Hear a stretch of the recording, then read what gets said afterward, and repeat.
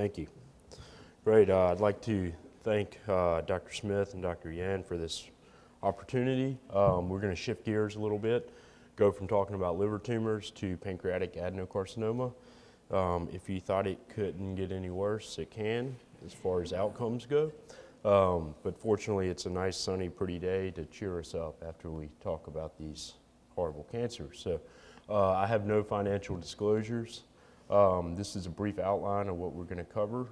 First, we're going to talk a little bit about outcomes from the treatment of pancreatic adenocarcinoma. As a surgeon, we're going to talk a little bit about the role of resection and incomplete resection. I'm going to introduce the concept of borderline resectable pancreatic adenocarcinoma, and then talk a little bit about neoadjuvant therapy for treatment of patients with what we call borderline resectable tumors. So as we all know, pancreatic cancer is not a good diagnosis. Fortunately, it's not extremely common. You can see the incidence shown here in this data from the American Cancer Society. Roughly 50 to 55,000 new cases per year. Down at the bottom of the table here, you see the mortality, annual mortality from pancreatic cancer. Unfortunately, these numbers almost equal these numbers, which tells you that we're not very good at curing pancreatic cancer. But everyone sort of knows that already. Stated a different way, if you look back over the last, say, 30, 40 years of treating patients with pancreatic adenocarcinoma, you can see here in this diagram in the 70s, your 5-year survival was about 3%. It's very dismal. In the 80s, that number was still 3%, and in the 90s and early 2000s, we got up to about 6%. So we have gotten a little better, but we still have a long way to go. Comparing this number to other types of cancers, you can see the liver stuff we were talking about, I think was on here somewhere, as Dr. Tan and everyone's alluded, 18 to 20% 5-year survival. Pancreatic cancer is much worse. This is another diagram that portrays this. You can see we've gotten better at treating lung cancer. We've gotten better at treating prostate cancer, gastric cancer, colorectal cancer, but unfortunately our mortality with pancreatic cancer has stayed very stable throughout time. A lot of this has to do with how these patients present. This is a diagram that shows the stage of disease at the time of presentation for African Americans, Caucasians, and then all included here in the blue diagram. And as you can see, 60% of patients when they show up have metastatic disease. And I know I'm sort of preaching to the choir here. We all know that, but I think this is why it's so hard to treat pancreatic cancer, because when we get involved, it's sort of too late. So as a physician who treats someone with pancreatic cancer, sometimes we feel sort of pointless. You know, why are we even doing this? Are we simply lifeguards at Olympic swimming events? I will say that there have been some studies that have shown some promise. This is the CONCO trial, which looked at treating patients after surgical resection with adjuvant chemotherapy, and they used gemcitabine in this trial, and it's over 10 years old now.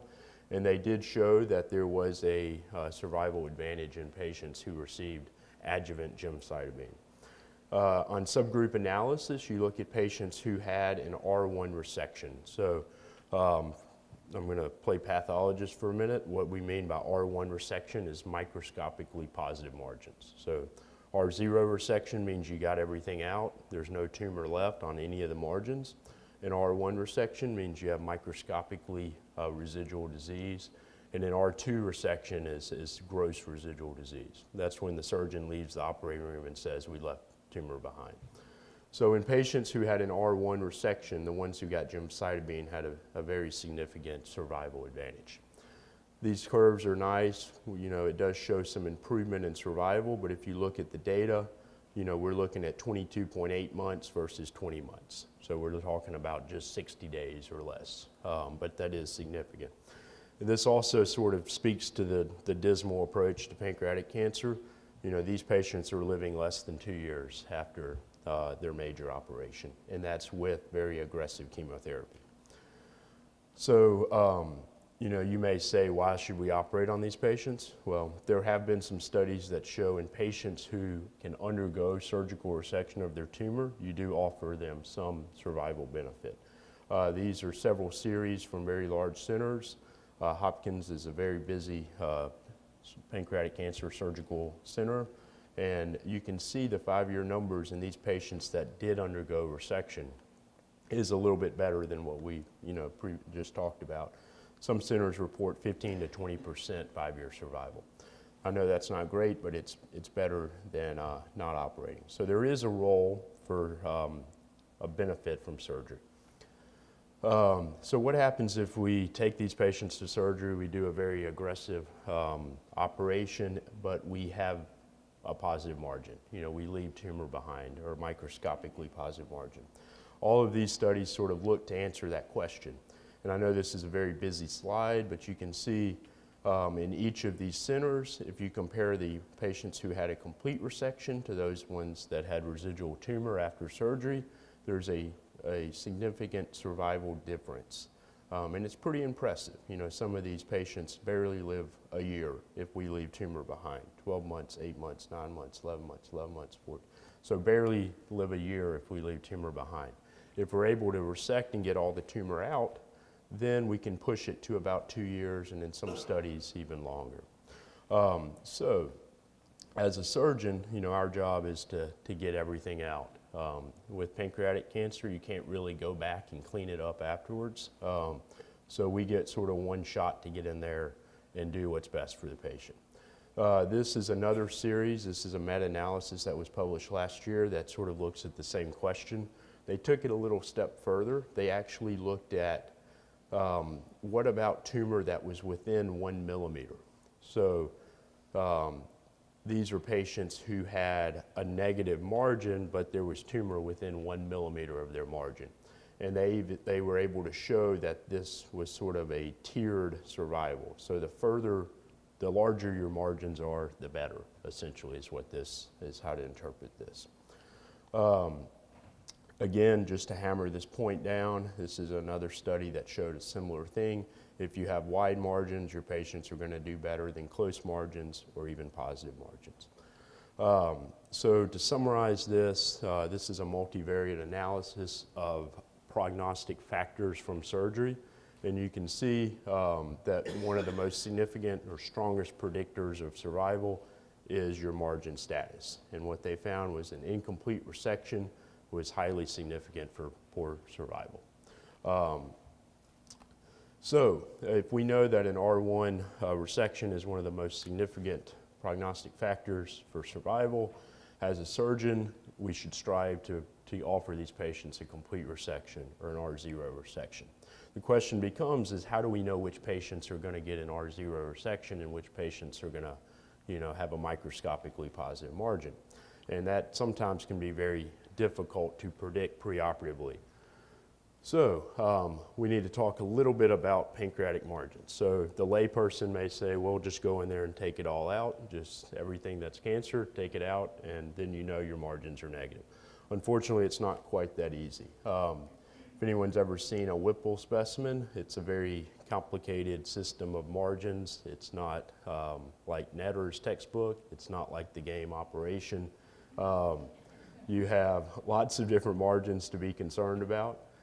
There's a lot of important items in this part of the body. We call it high-price real estate.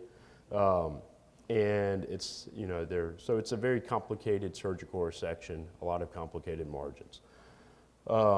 So if we look at preoperative imaging and we try to predict who is going to have an R0 resection, who is operable and who is not, you know, we have some patients that look like this on the left. So this is cross-sectional CT scan of a pancreatic tumor.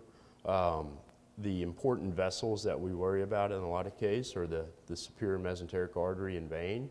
And you can see the artery here slightly posterior and medial to the vein. And this is the tumor. So when we see an image like that, we see this nice tissue plane between the vessels and the tumor, and we can conclude that, you know, this patient has a high chance of being resectable, of getting negative margins.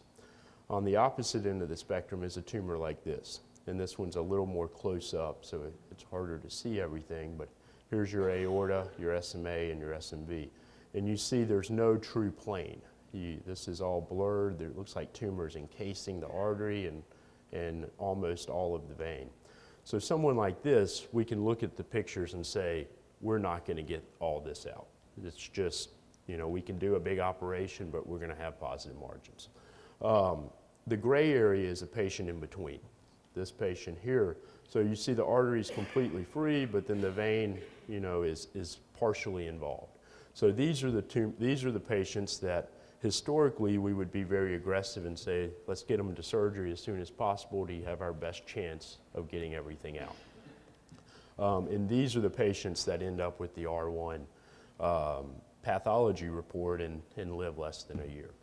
So historically we called these resectable. We called this locally advanced or unresectable, but the question was, what do we do with these patients in between? And we now dub those patients borderline resectable pancreatic cancer. So this concept of an in-between field or a borderline resectable group, it's been around for probably 10 to 15 years. Over that time, there have been a lot of different definitions as to what is borderline resectable. Each of these national groups have come up with their own definition. The National Comprehensive Cancer Network, which is sort of our guideline or textbook to treatment, has their own definition. MD Anderson thought they were special and they came up with their own definition. All these national societies, surgical oncology, surgery of the alimentary tract, the AHPBA, have all come up with their own definitions. More recently, everyone got together and realized it doesn't help us to have 10 different definitions of what borderline resectable is. So the intragroup was formed and they actually came up with a consensus definition of what borderline resectable is. And this was very helpful because now as we design trials, everyone's playing by the same rules. So if you enroll a patient in Mobile, Alabama, their borderline is the same thing as a patient in New York or California or Missouri or wherever you are, or Louisville. And it all has to do with how the tumor abuts or involves the vasculature, specifically the venous system, the SMB and the portal vein, and then the arterial system. And I won't get into the details of this, but this picture sort of shows that a little bit. So a lot of what we look at is and I'm not a radiologist, I'll go on and say that, but how much involvement is there? Is it less than half or greater than half? And you can see in these images that the involvement here on the superior mesenteric vein is less than half, whereas a picture like this is clearly almost 360-degree involvement. So why is this important? Well, studying these patients with borderline resectable pancreatic cancer, studying the patients that meet this definition, we know that they're at very high risk for having a positive margin. And we know that their survival is much less if you have a positive margin. We know that this cohort of patients has poor local regional control, meaning that these patients shortly after surgery may develop nodal disease, may even develop systemic disease rather quickly. And we also know that in these complicated operations, if we get in there and the tumor stuck to the vein, we try to take the vein out, reconstruct the vein, these people have horrible post-operative complications. And that even prevents them from getting further therapy. So some people have suggested we treat these patients with neoadjuvant or preoperative therapy to help improve our margins and to make sure that we're able to completely remove all their tumor. And these are just 2 CAT scans, images that sort of show why we would suggest doing this. So this is a patient that underwent a Whipple for pancreatic adenocarcinoma. He got out of the hospital, he slowly started to recover. He got a CT scan about 7 weeks after surgery, and there's mets throughout his liver. So clearly this is somebody who we thought we were helping, and we did a really aggressive major operation, and clearly we haven't helped this patient at all. Taking out his pancreas is not going to make him live longer. On the other hand, this is a patient who, similar picture, got out of the hospital. We get a CT scan, and here he has a positive, he had a positive margin, and here on CT scan he's got residual or gross tumor along the artery. So this is a patient that we probably didn't help either. So the takeaway messages here is that we don't understand the tumor biology in a majority of these patients. You know, we think we can race to surgery, do an aggressive operation, and in a lot of these patients, we don't understand who we're fighting, essentially. The other interesting thing, and studies have shown in these patients that a majority or a lot of these patients fail to get to adjuvant therapy. So earlier we looked at the CONCO trial, and we know that if we can get a patient adjuvant chemotherapy, we can help them. But if what we found is that 20 to 30% of patients who undergo an aggressive pancreas operation never get healthy enough after surgery to get back to receive chemotherapy. And that's for different reasons, but over half of those are because they're still recovering from their surgery. The surgery is such a tough operation to get through that by the time they heal up, it's, you know, they don't even want to get chemo. So this is a very interesting study that I came across. It's a single institution study, so you have to, when you consider what they found, you have to think and remember it was a single institution group. But essentially what they showed, they looked at patients who received preoperative chemotherapy and then surgery versus patients that received surgery and then chemotherapy. And there was no survival difference between these two groups. But what they found was that those patients that got multi-modality therapy, meaning they got surgery and chemo in either combination, did much better than those that did not. And that's pretty, I mean, that makes sense, and we all understand that. But if you go back and remember this slide, that half of our patients, if we do surgery first, don't get chemotherapy, then that makes you question, why don't we give the chemotherapy first? And that's the topic of neoadjuvant therapy. So the advantages or the reasons that we would consider neoadjuvant therapy is it allows us to deliver all the therapy up front and then do the surgery later. We know that it's important that the patient get all their therapy because studies have shown that they do better.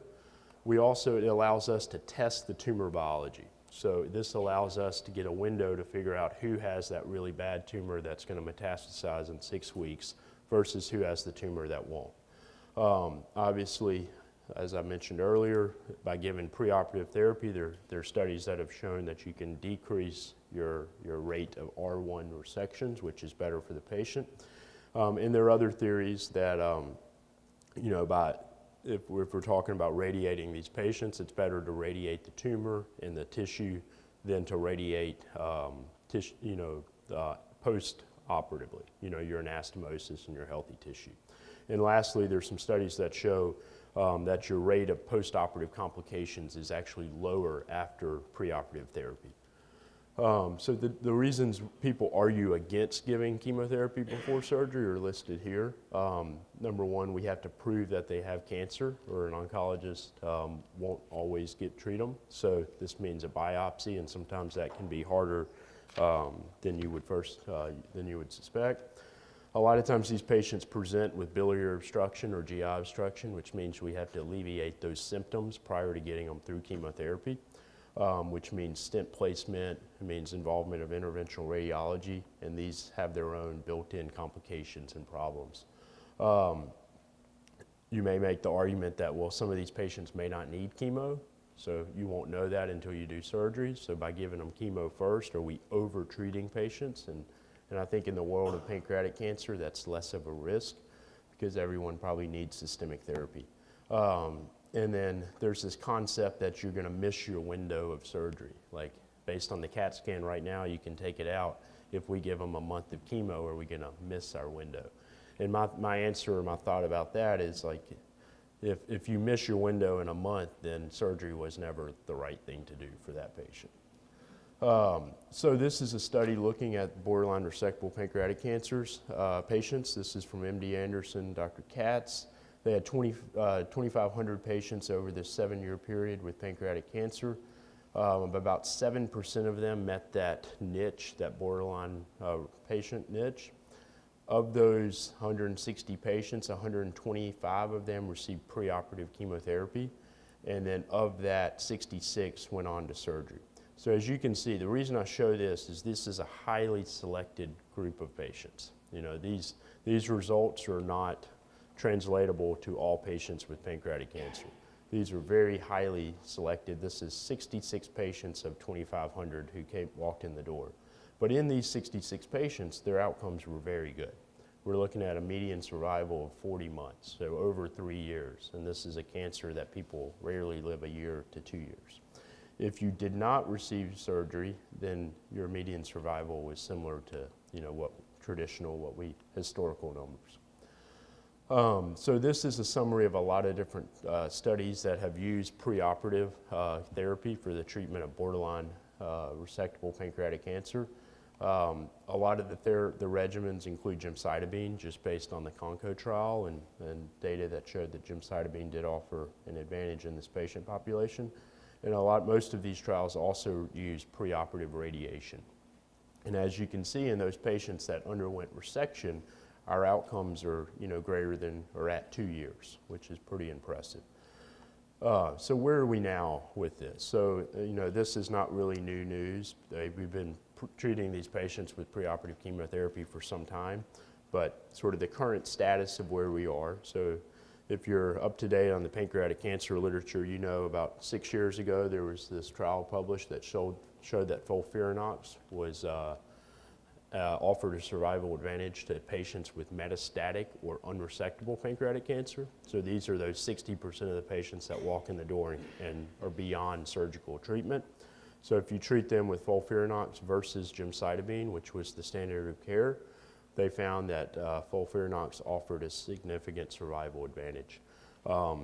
There are some limitations to giving patients FOLFIRINOX. Their side effects are a lot worse. You have to be a little bit healthier to tolerate this. But in a patient who can tolerate it, there is some advantage. So if we extrapolate this to borderline resectable pancreatic cancer, there's a study, the Alliance trial, that uses neoadjuvant FOLFIRINOX. In this study, the diagram of the study is here, and I know it's hard to see, but essentially these patients are getting preoperative FOLFIRINOX for 4 cycles. They're restaged and re-imaged. They are then given preoperative chemoradiation, another restaging, and then they get to surgery. So again, they're highly selected patients. But in the sort of the interim analysis of this study, 68% of the patients that have been enrolled have undergone resection. So 68% of the patients have gotten to this point right here. On the pathology from these patients, 93% of them have had negative margins. More interestingly, a third of these patients have had very few residual tumor cells, meaning the FOLFIRINOX is killing a majority of the tumor, which is proof that chemo is working. If you look at and like I said, this is an interim analysis, but if you look at the survival in this trial, these patients, the median survival at this time is 22 months. And that's pretty impressive compared to, traditionally what we would say about resectable pancreatic adenocarcinoma. So this is showing some promise. There are some sort of questions that have come up during this trial. First of all, how much FOLFIRINOX can we give? Should we give 4 cycles? Should we give less? Should we give more? If it's working this well, why not give more? The limit is that FOLFIRINOX is toxic to the liver, and in a patient who's undergo a Whipple, you don't want a damaged or injured liver. Do we need to give radiation therapy? All the studies to date have used radiation, but you can make the argument of, do we need to do this? And these are all questions that have been raised and people are further investigating. And then lastly, do we need to give adjuvant therapy? So in this trial, they actually gave gemcitabine for a total of 6 months of chemo. But do we need to do that if we're doing it, if our FOLFIRINOX is killing a majority of the tumor cells, do we need to give adjuvant therapy? So one thing that's very interesting, I think, when you talk about neoadjuvant therapy for borderline resectable pancreatic cancer is, when do we know that the neoadjuvant therapy has worked? So if you treat a patient, you repeat a CT scan, as a surgeon, if the tumor shrinks, is that my trigger to go to surgery? Or, how do I know how to proceed? So these 3 studies all looked at that. And they're all very recent studies. But essentially what they've concluded is, in the absence of metastatic disease, as a surgeon, you're obligated to take that patient to surgery. Essentially, they said the CT is not a very good judge of who responded to therapy and who did not. And it's not a very good judge of who is now resectable and who is not. So future direction in this topic. So as I mentioned earlier, some people are questioning whether or not we can eliminate the chemoradiation part of preoperative therapy. You know, some people say that there's a role for chemoradiation if the artery's involved or the vein is involved, and then so there's a lot of debate.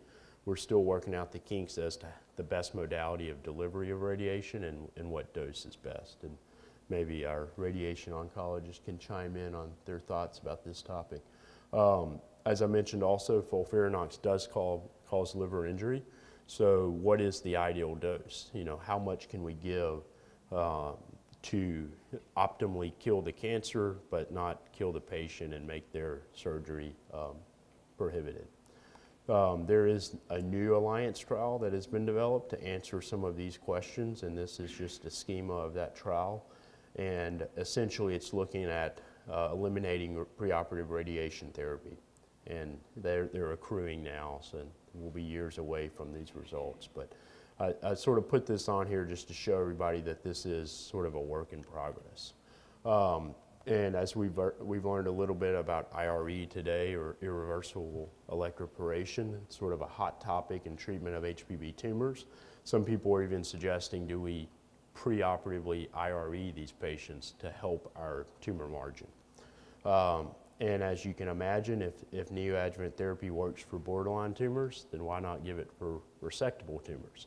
So we're actually pushing things further towards every pancreatic cancer patient getting preoperative chemo.